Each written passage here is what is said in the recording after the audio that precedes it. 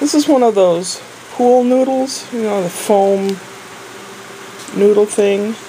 There's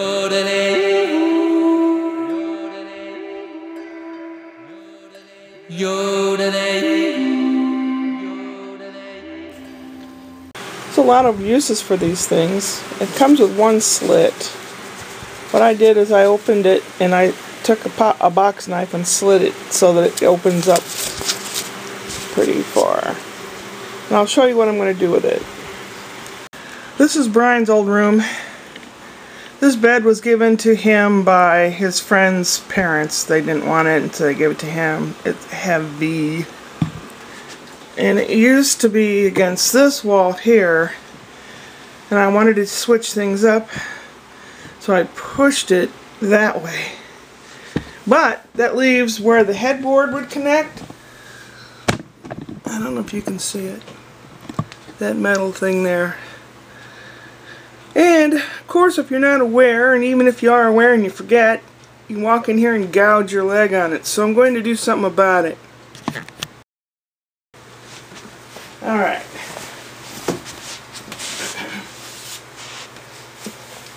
I'm lazy, so I'm sitting down. Also, the wheel still sticks out, and someone will probably stub their toe on it. But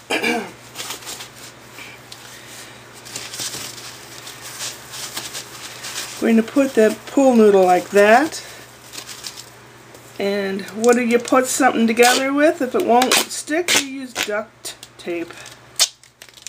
Duct tape. D-U-C-T. Duct tape. Well, easier said than done. Alright.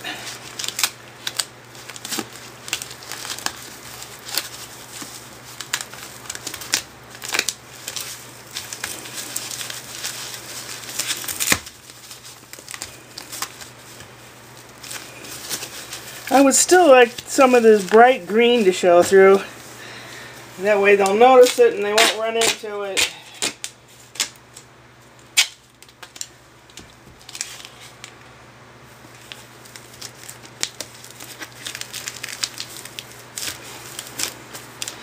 That ought to help. Because if you run into it, it won't hurt so bad. Alright, another use for a pool noodle. It's so wet and humid. It actually rained. Like we were in a cloud. And look, over there on the patio. Oops. Blue jay just flew up. But bunny rabbit's eating seeds. Pardon my shaking. This is actually the best bedroom in the house. It's fairly quiet back here. If it had an ensuite bathroom, in other words, if it had a bathroom attached, it'd be perfect. In less than an hour, a plumber type guy is supposed to come and router out the pipe in the basement. So I hope that he's decent and the job that he does is a good one. And yeah. Waiting for the Roto-Rooter guy. And down the street, they cut that tree down too. It's so humid and nasty out here. I mean, it's a pretty day and it's got a breeze, but it's very, very hot and very humid. And I can smell a smell. What is that smell? Have you ever gotten corn on the cob and you smell to the husk part, the green part that grows around the corn? That kind of musky smell? That's what it smells like out here.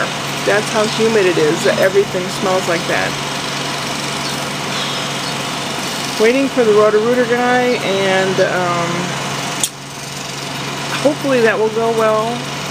And then I can start setting out defecant stuff around the basement that dries up any remaining moisture. And maybe get some kind of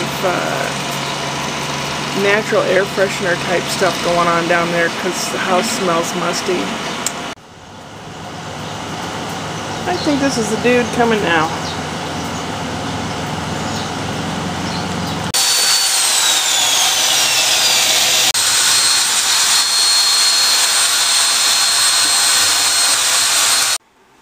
Well, the drain supposedly works. I have to finish doing the laundry that I put in there. A couple rugs. Figuring that if it was just rugs, if something happened, it wouldn't be too bad.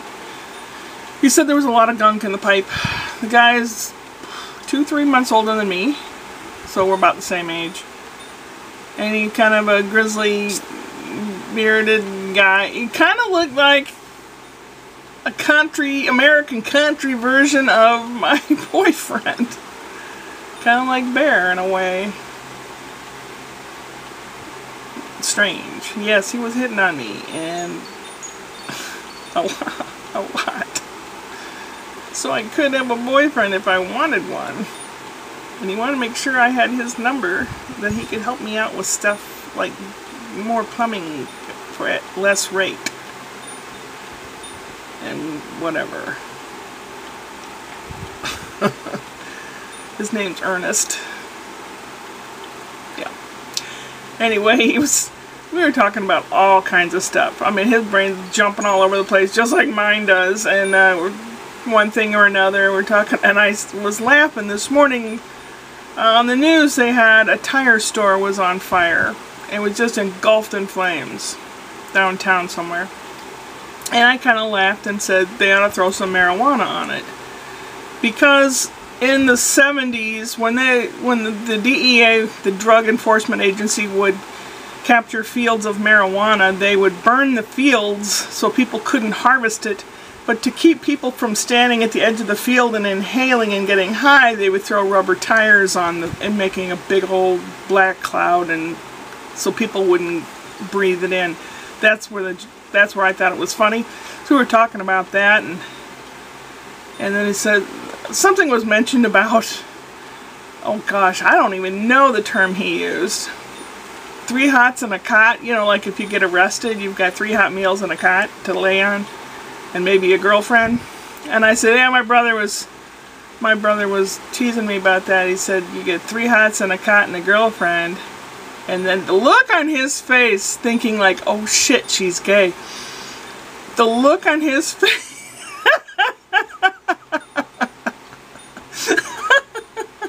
I said, I'm not gay. And it's like, oh.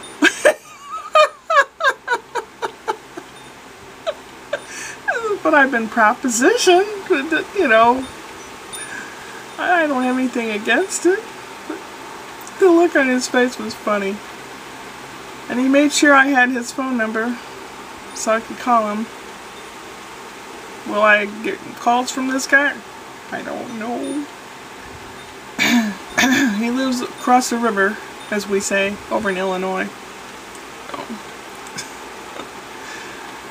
Oh, now I have to hang out the rugs to dry and keep going and trying to do stuff around here. I actually got up at a halfway decent time, and I'm still awake. I just need to keep going. I made myself a macaroni salad and put it in the refrigerator so I'll have something nice and cold for supper. Yeah. Trying to get rid of the smell in the basement. It smells all musty, and the humidity. So maybe I will get some kind of smelly thing. Not myself. I know I'm a smelly thing. You know, like, what's that? Wild thing. Do-do, do-do. You make my heart sing. Smelly thing. Do-do, do-do. You make my nose sting. Do-do, do-do. Oh, God. A little flattery. Look what it's done to me. Poor shame. I better get some more things done around here. Upward and onward.